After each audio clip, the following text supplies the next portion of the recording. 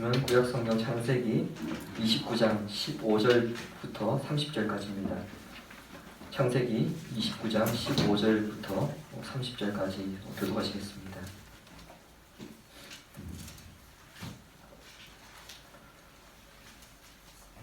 15절 제가 먼저 읽겠습니다. 라반이 야곱에게 이르되 내가 비록 내 생질이나 어찌 그저 내 일을 하겠느냐. 내 품삯을 어떻게 할지 내게 말하라. 라반에게 두 딸이 있으니 언니의 이름은 레아요 아우의 이름은 라헬이라.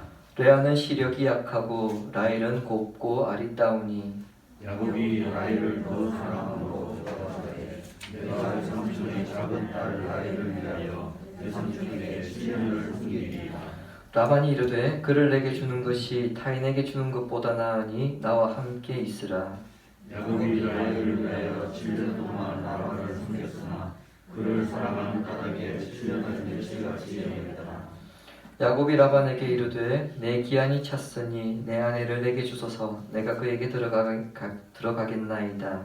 라반이 그것을 다 잔치하고 저녁에 그의 딸 레아를 야곱에게로 데려가매 야곱이 그에게로 들어가니라.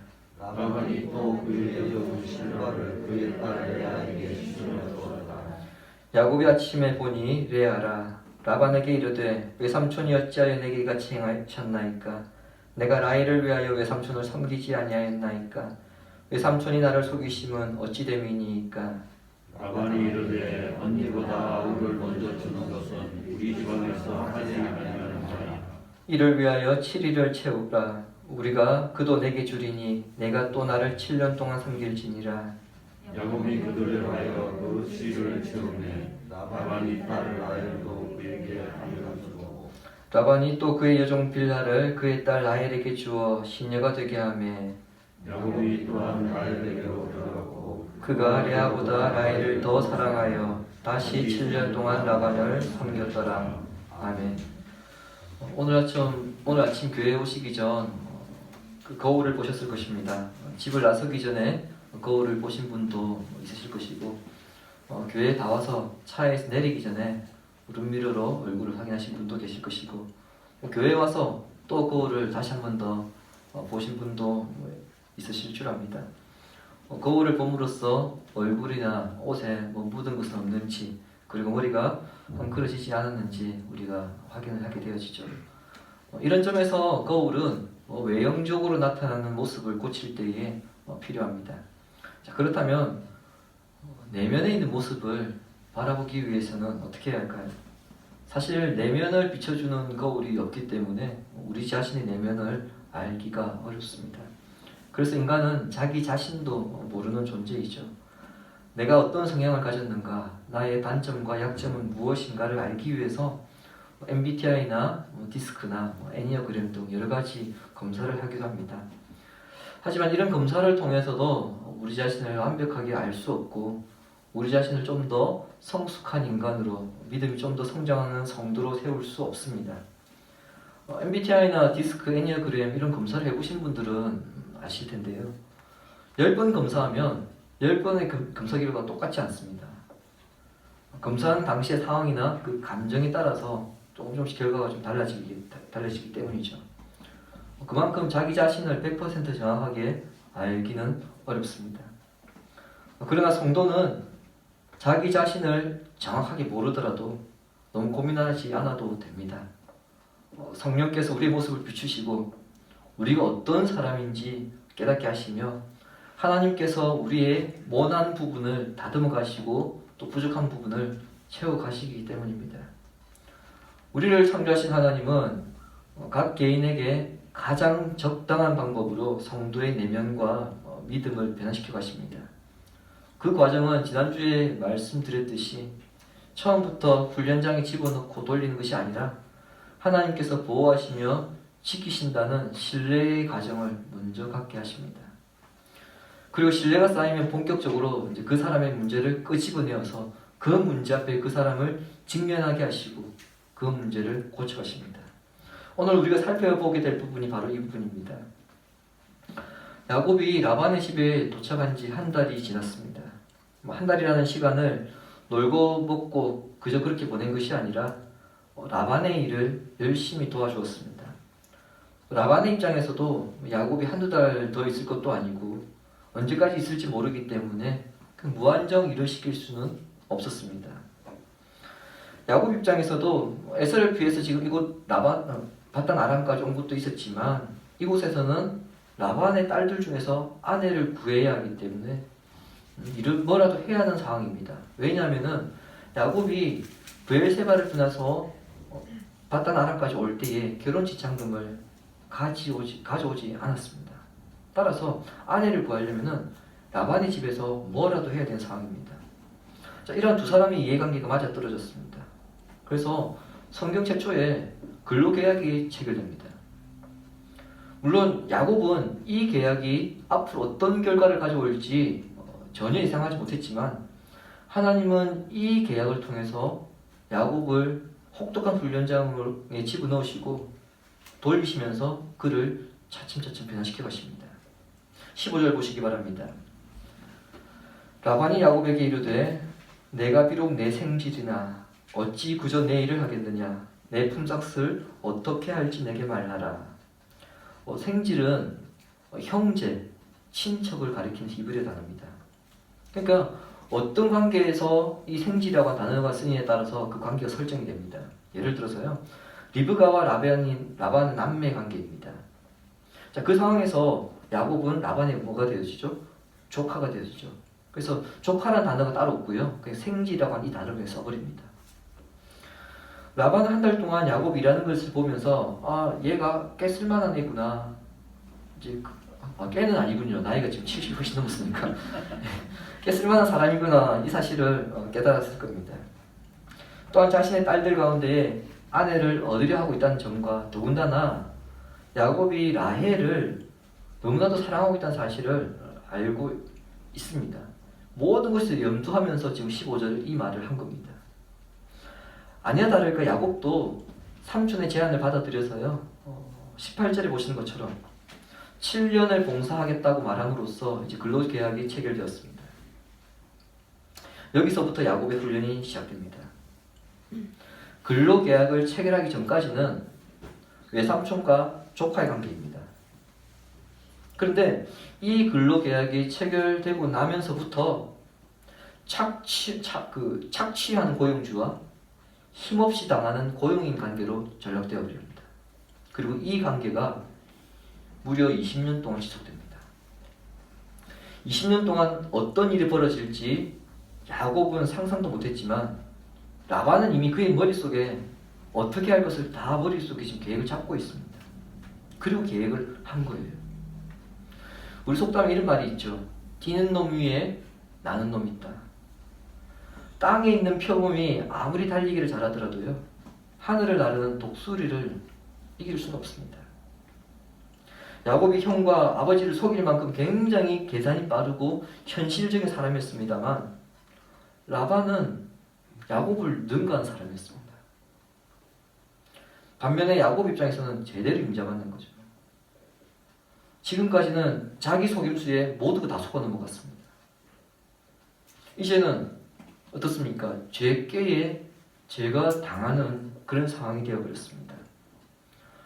야곱이 지금까지 인생이 남을 등쳐먹고 살아온 인생이라고 한다면 라반은 벼룩의 간까지 빼앗먹는 사람이었기 때문에 그런 사람을 지금 고용주로 그리고 장인으로 만나게 된 것입니다.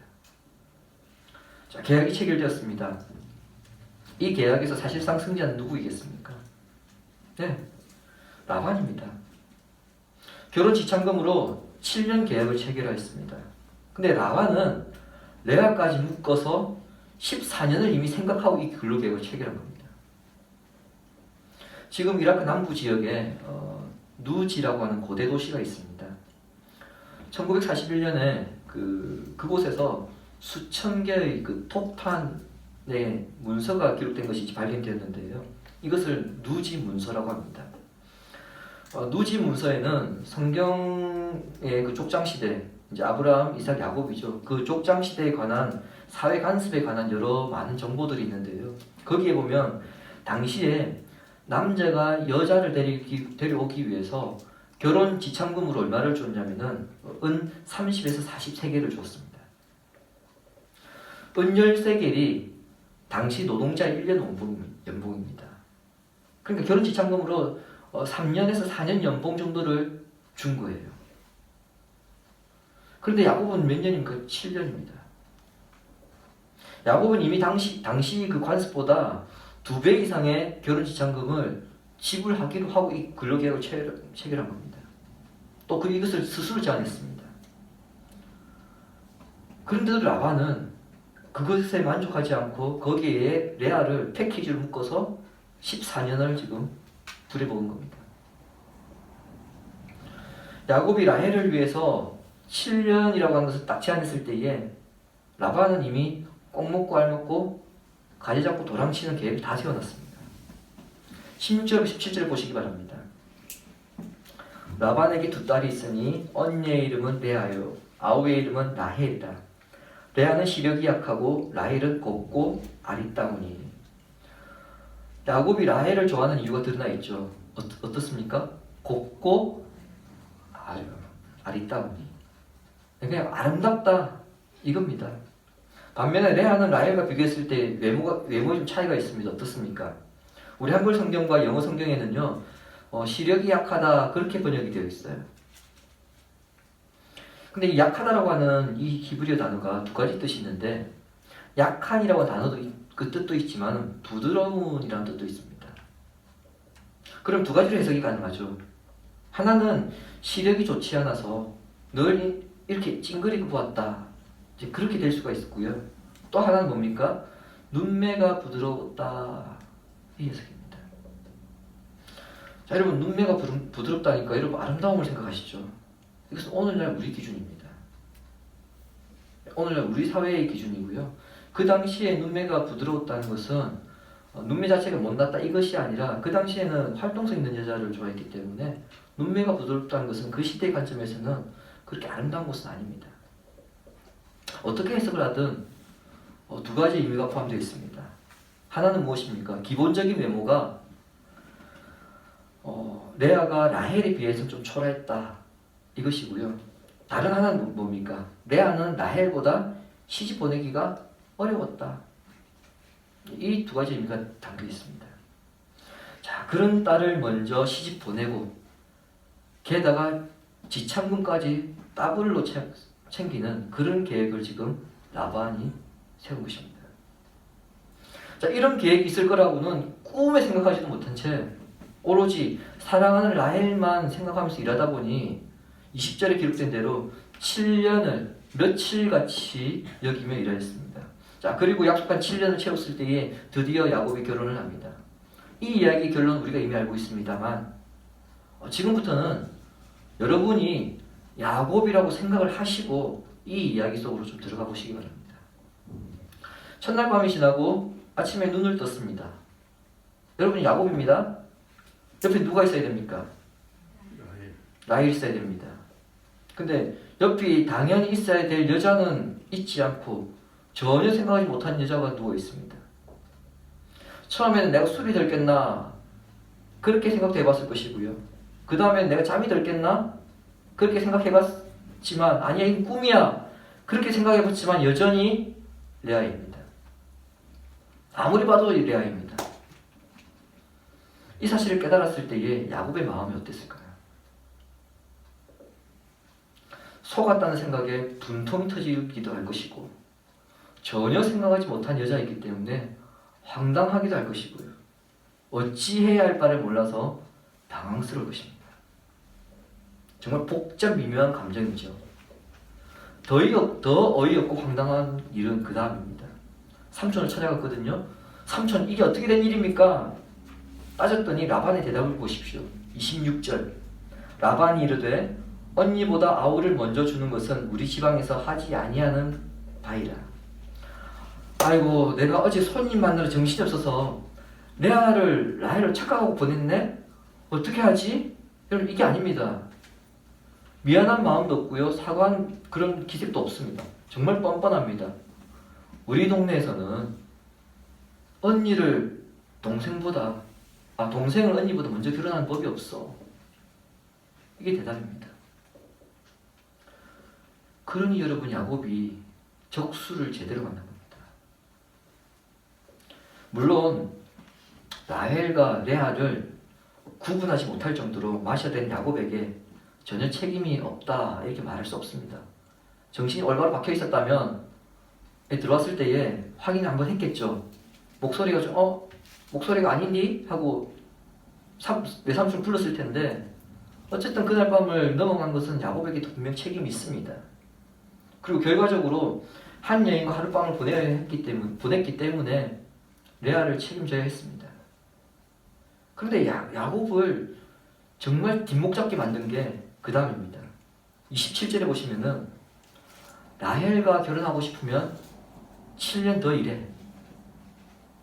그 이전에 일단 네가 레아와 첫날 밤 보냈으니까 이 결혼 잔치가 끝날 때까지 6일은 더 채워. 여러분은 이 라반의 변명이 타당하다고 생각하십니까? 만일 그 지역의 풍습이 정말 그러했다면 근로개혁을 체결할 때에 이미 야곱은 라헬을 조건을 걸었기 때문에 그때 통보를 했어야 됩니다. 네가 지금 라헬을 사랑하는데 우리 시방에서는 동생이 먼저 시집가는 법은 없어. 근데 어땠습니까? 그때 사전 고지하지 않았죠. 라반은 의도적으로 감추었습니다. 분명 잘못이 라반에게 있음에도 야곱은 따져보지도 못하고 그 부당한 요구를 그대로 받아들여야 했습니다. 그래서 다시 7년을 약속했고, 라반에게 속아서 치른 레아와 결혼식 잔치가 끝난 이후에 다시 라헬과 결혼식을 올릴 수 있었습니다. 결혼식을 올렸어도 일은 해야 됩니다. 7년. 자, 여러분, 이제 남은 것은 7년이죠. 전혀 사랑하지 않는 여자 때문에 7년을 더 일해야 되는 상황입니다. 야곱의 마음이 어땠을까요? 분명 7년 전 하란에 처음 왔을 때는 내가 기댈 곳은 외삼촌밖에 없다, 그렇게 생각했는데 그 외삼촌에게 사기를 당하고 이제는 자기가 고용인이 되어버렸으니 그 심정이 어떠했겠습니까? 라반이 정말 미웠을 겁니다. 게다가 라반의 계획에 동조하여 라헬인 척 그 신혼방에 나타난 레아도 정말 싫었을 것입니다. 처음 7년은 라헬을 위해서 봉사하기로 한 것이기 때문에 그 7년이 수일처럼 느껴졌지만 그 다음 7년은 정말 지옥 같은 시간으로 그렇게 느껴졌겠죠. 라반에게 속았다는 이 사실을 깨닫고 그 다음 7년을 봉사하면서 지금 일어난 1년의 사건들을 통해서 야곱은 자신의 형과 그리고 아버지에게 사기를 쳤던 그것들이 대깔보마니처럼 정확하게 겹쳐져서 지금 일어나고 있다는 사실을 깨달았을 것입니다. 실제 야곱이 브엘세바에서 가족들을 속인 것과 하란에서 야곱이 라반에 의해서 속는 과정들은 우연히 일어나는 것이 아니라 뭔가 의도적으로 일어났다는 것을 우리가 알 수 있습니다. 야곱은 아버지 이삭에게 어떻게 속였습니까? 자기가 동생이거든요. 동생인데 자신을 형이라고 속였습니다. 그런데 본문의 사건에서는 어떻습니까? 라반이 야곱에게 언니를 동생으로 속였습니다. 정반대의 상황이 일어났죠. 또 있습니다. 브엘세바에서는 장자권으로 인해서 형과 동생의 관계가 시기 질투로 바뀌어버렸습니다. 근데 하란에서는 어떻습니까? 결혼으로 언니와 자매의 관계가 시기 질투로 바뀌어버렸습니다. 다음 주에 보시면 아시겠지만 이 레아와 라헬 사이가 정말 굉장히 서로 원수가 되어버립니다. 결혼 때문에. 차이가 있다면요, 브엘세바에서는 야곱이 주도적으로 가족들을 속였다는 것이고요, 하란에서는 야곱이 일방적으로 속임을 당했다는 것입니다. 창세기를 기록한 저자는 이 사건을 통해서 야곱이 이삭과 에서를 속여가며 장자권과 축복을 가로챈 것을 하나님께서 결코 기뻐하지 않으신다는 것을 분명히 밝히고 있습니다. 자기가 심었던 것을 그대로 거두게 하시는 하나님의 심판이 본문에서 지금 드러나고 있는 것입니다. 야곱도 처음에는 외삼촌이 원망스럽고 내가 먼 타국까지 와서 왜 이런 고난의 세월을 보내야 하는가 이해하지 못했을 것입니다. 더군다나 베델에서는 하나님께서 분명히 함께 하시겠다. 네가 어디로 가든지 내가 너와 함께 할 것이다. 그 약속까지 받았습니다. 또한 라반을 만나기까지 모든 일정이 순조롭게 이루어졌습니다. 따라서 앞으로도 술술 풀리겠구나 그 생각을 했을 것입니다. 하지만 꿈만 같았던 생활들이 하루아침에 갈등의 상황으로 바뀌어버리는 것을 보면서 굉장히 혼란스러웠을 것이고 왜 일이 이 지금까지 되었는가 생각하지 않을 수 없겠죠. 본문에서 일어난 사건들을 다시 생각해 보시기 바랍니다. 야곱이 원치 않던 결혼을 하고 속아서 종살이를 하고 있는 모습이 여러분 우연이라고 생각하십니까? 결코 그렇지 않습니다. 하나님께서 야곱을 훈련시키기 위해서 이 과정들을 이끌어 가신 것입니다. 훈련에는 두 가지 방법이 있습니다. 자신의 장점을 극대화시켜서 그것을 약점을 넘는 방법이 있고요. 하나는 무엇입니까? 약점을 보완하는 방법이 있습니다. 야곱의 경우에는 그 약점이 너무 치명적이었습니다. 단순히 자신만의 약점을 끝나는 것이 아니라 그 약점이 다른 사람에게 피해를 주는 것이었기 때문에 그 약점은 반드시 고쳐야 하는 것이었습니다. 자신의 욕망을 이루기 위해서, 자신의 꿈을 이루기 위해서라면 남을 속이든 남이 상처를 받든 신경 쓰지 않았습니다. 목적을 위해서라면 그 수단이 어떻든 상관없었습니다. 세상에서 하나님과 상관없이 살겠다. 여러분 그런 생각으로 우리가 살겠다면 그렇게 살다 죽어도 됩니다. 그러니까 야곱의 그런 약점들을 그냥 그대로 가져가도 됩니다. 하지만 야곱은 믿음의 족장으로 세워져야 될 사람입니다. 그는 하나님을 예배하는 민족의 조상으로 세워져야 되고 그 후손들은 하나님의 나라를 이 땅에서 구현해내는 민족이 되어야 하기 때문에 세상 사람들과 똑같은 방식으로 살 사람들은 아니었습니다. 따라서 세상 사람들과 같이 살았던 그 방식들을 버려야 했습니다. 이것을 위해서 하나님께서 야곱을 그 누구의 도움도 받을 수 없는 밧단 아람까지 보내셨고 그곳에서 그를 훈련시키셨습니다. 창세기 31장에 의하면요, 야곱은 이곳에서 라반과 20년의 그 갈등의 세월을 보내게 됩니다. 라반에게 속은 것이 한두 번이 아닙니다. 여러분 주부의 창세기 31장 41절을 보십시오. 내가 외삼촌의 집에 있는 이 20년 동안 외삼촌의 두 딸을 위하여 14년, 외삼촌의 양떼를 위하여 6년을 외삼촌에게 봉사하였거니와 외삼촌께서 내 품삯을 10번이나 바꾸셨으며. 외삼촌이 자기를 몇 번 속였습니까? 10번이나 속였다는 겁니다. 사기에 있어서 둘째가라고 하면 서러울 야곱이 10번이나 속았습니다. 그러니 여러분 라반이 어떤 사람인지 우리가 잘 알 수 있겠죠. 야곱이 이런 사람과 20년을 지내면서 깨달은 것은 바로 자기 자신의 모습입니다. 자신이 행한 대로 당하면서 비로소 자신의 모습, 자신의 약점 앞에 직면하게 되었던 것이죠. 그렇게 볼 때 20년간 라반에서 속아 살아온 야곱의 인생은 여러분 벌이 아닙니다.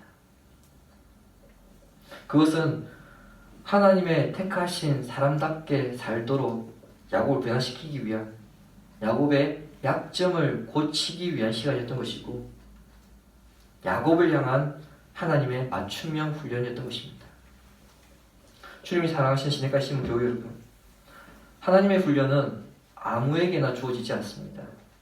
다니엘 12장 10절을 보시기 바랍니다. 많은 사람이 연단을 받아 스스로 정결하게 하며 희귀할 것이나 악한 사람은 악을 행하리니 악한 자는 아무것도 깨닫지 못하되 오직 지혜 있는 자는 깨달으리라. 아멘. 그럼 하나님 훈련이 쉽지 않습니다. 그래서 그 훈련을 만난 과정을 성경은 연단이라고 합니다.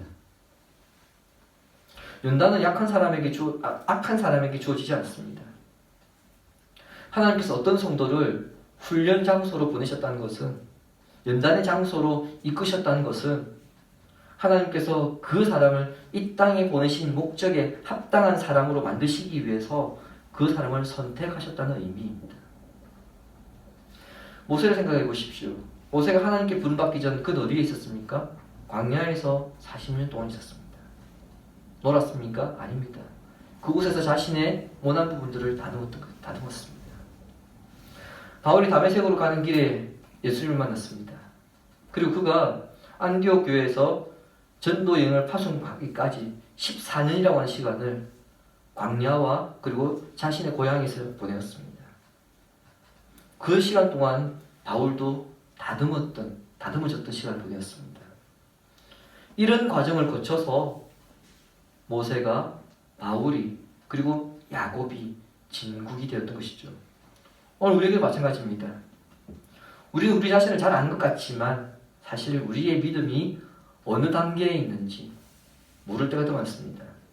그때 하나님께서 우리의 신앙과 내면에 직면하게 하시기 위해서, 또 다듬어 가게 하시기 위해서 생각지 못한 때에 전혀 예상 밖의 방법으로 우리를 훈련 장소로 보내실 때가 있습니다.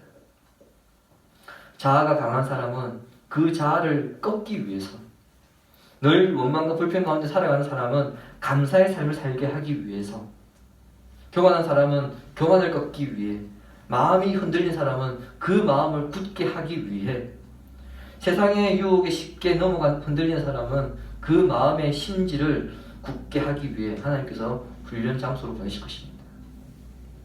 그곳에서 각 사람이 가지고 있는 문제와 약점을 우리를 가장 잘 아시는 하나님께서 가장 적당한 방법으로 다듬어 가실 것입니다. 그러므로 생각지 못한 순간 우리가 그 광야의 길을, 훈련 장소를 걸어갈 때에 나는 아니라고, 나에게는 그런 모습이 없다고 애써 부인하지 말고, 그곳이 하나님께서 나를 다듬기 위해 부르신 장소라는 것을 생각하시고 나를 어떻게 다듬으실지 기대하시면서 그 시간을 통과하시기 바랍니다. 지금 여기까지 순적하게 인도하신 하나님께서 그 훈련 동안 이겨내게 하실 것입니다. 야고보서 1장 2절부터 4절까지 말씀을 읽고 그 권면대로 믿음의 훈련을 잘 통과하여서 하나님께서 원하시는 성도로 다듬어지는 성도가 되기를 예수님의 이름으로 축원합니다. 야고보서 1장 2절부터 4절 함께 읽겠습니다. 내 형제들아, 너희가 여러 가지 시험을 당하거든 온전히 기쁘게 여기라. 이는 너희의 믿음의 시련이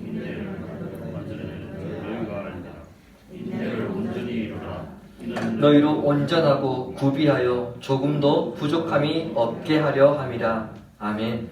이 말씀 생각하면서 우리를 여기까지 인도하신 하나님께서 하나님의 방법대로 우리의 모난 부분들, 우리의 약한 부분들, 부족한 부분들을 다듬어 가실 것을 믿으며 그 어떤 훈련이라도 하나님에 대한 신뢰와 인내로 능히 이겨낼 것을 결단하면서 우리 다 함께 찬양하겠습니다.